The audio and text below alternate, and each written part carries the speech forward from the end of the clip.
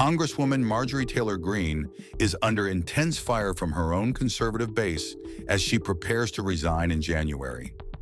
Greene has pushed back against calls for her to serve out her full term, claiming the constant harassment is unbearable. She directly responded to right-wing commentator Mike Cernovich on X, telling him to stop demanding she finish her term.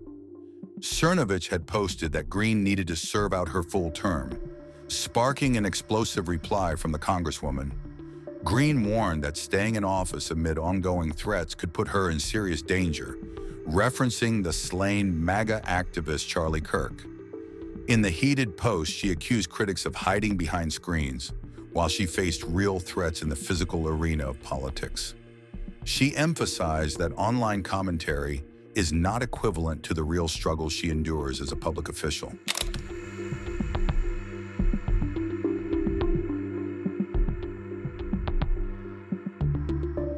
MTG's resignation comes after a clash with U.S. President Donald Trump over what she sees as abandoned conservative priorities.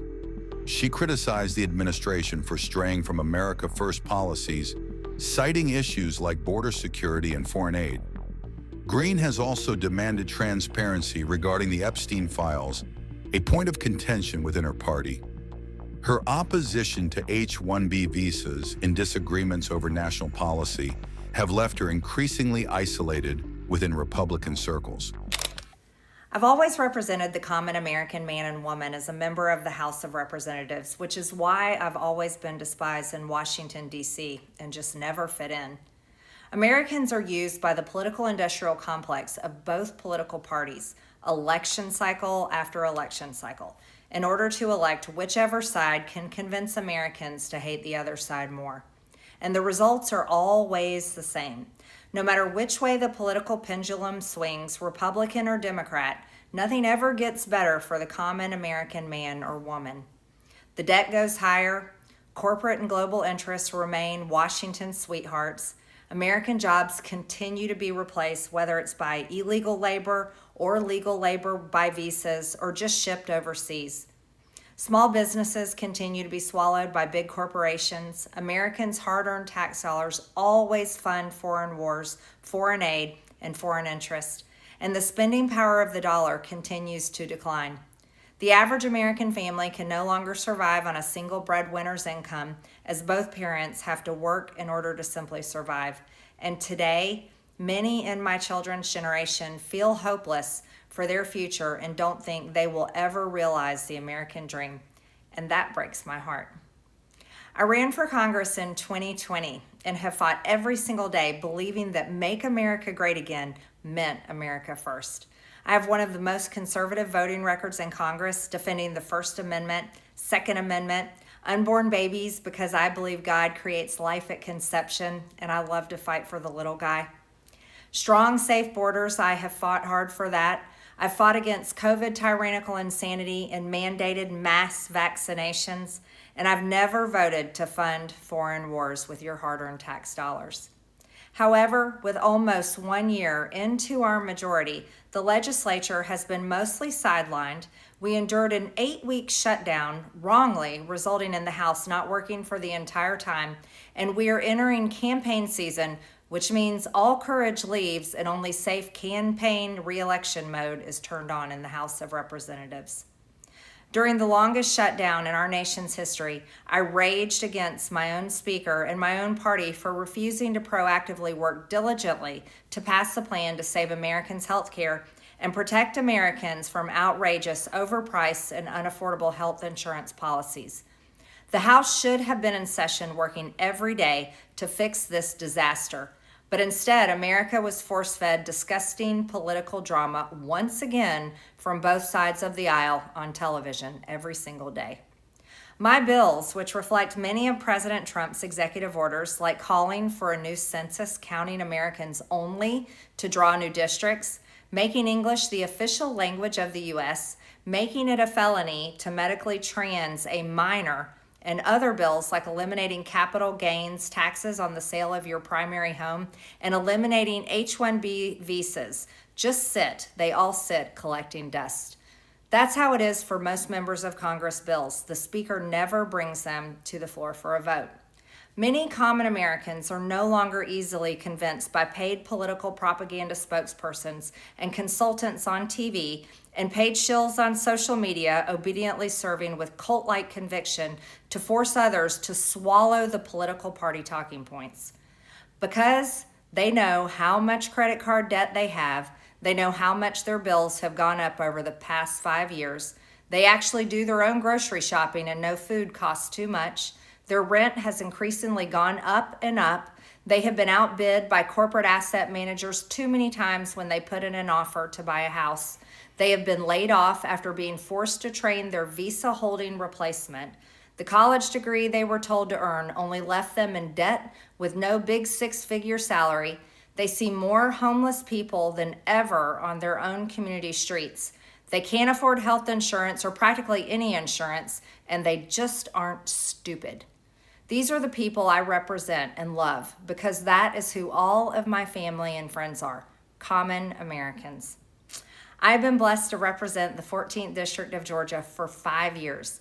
The district is filled with some of the most wonderful, kind-hearted, God-fearing, patriotic, hardworking people you will ever meet. Good, regular, common Americans. I've worked hard to bring taxpayer dollars back home to help district needs. I impeached Biden's Secretary of Homeland after watching my constituents die as he facilitated dangerous open border invasion into America. And I led the effort to defund hard-left politically biased NPR and PBS and the corrupt USAID, and I did that as chair of the DOJ subcommittee. I have fought harder than almost any other elected Republican to elect Donald Trump and Republicans to power. I traveled the country for years. I spent millions of my own money. I missed precious time with my family that I can never get back.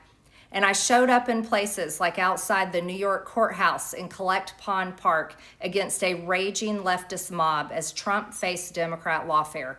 Meanwhile, most of the establishment Republicans who secretly hate him and who stabbed him in the back and never defended him against anything have all been welcomed in right after the election.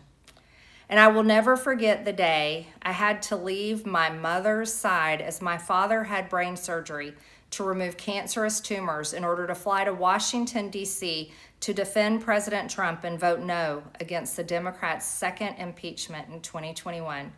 My poor father and my poor mother, it was way too much for all of us.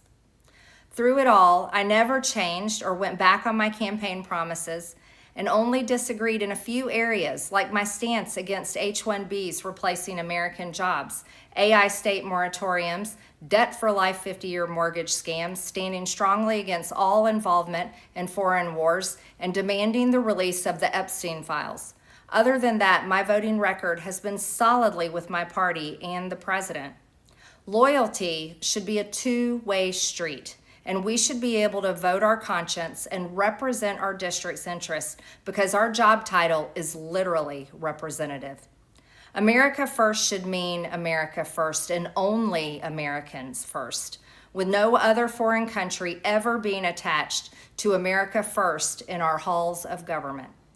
Standing up for American women who were raped at 14 years old, trafficked and used by rich, powerful men should not result in me being called a traitor and threatened by the President of the United States, whom I fought for. However, while yes, hurtful, my heart remains filled with joy, my life is filled with happiness, and my true convictions remain unchanged because my self-worth is not defined by a man, but instead by God who created everything in existence. You see, I have never valued power, titles, or attention in spite of all the wrong assumptions about me. I do not cling to those things because they are meaningless and empty traps that hold too many people in Washington. I believe in term limits and do not think Congress should be a lifelong career or an assisted living facility. My only goal and desire has ever been to hold the Republican Party accountable for the promises it makes to the American people and put America first. And I have fought against Democrats' damaging policies like the Green New Deal, wide open, deadly, unsafe border policies, and the trans agenda on children and against women. With that has brought years of non-stop, never-ending personal attacks, death threats, lawfare, ridiculous slander and lies about me that most people could never withstand even for a single day. It has been unfair and wrong, not only to me, but especially to my family, but it's been wrong to my district as well.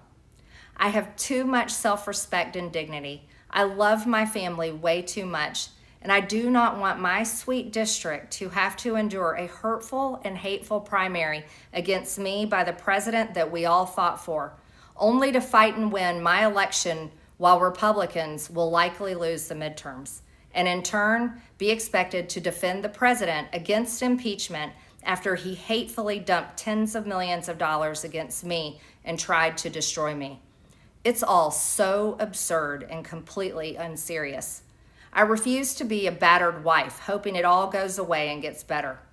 If I am cast aside by the president and the MAGA political machine and replaced by neocons, big pharma, big tech, military-industrial war complex, foreign leaders, and the elite donor class that can never ever relate to real Americans, then many common Americans have been cast aside and replaced as well.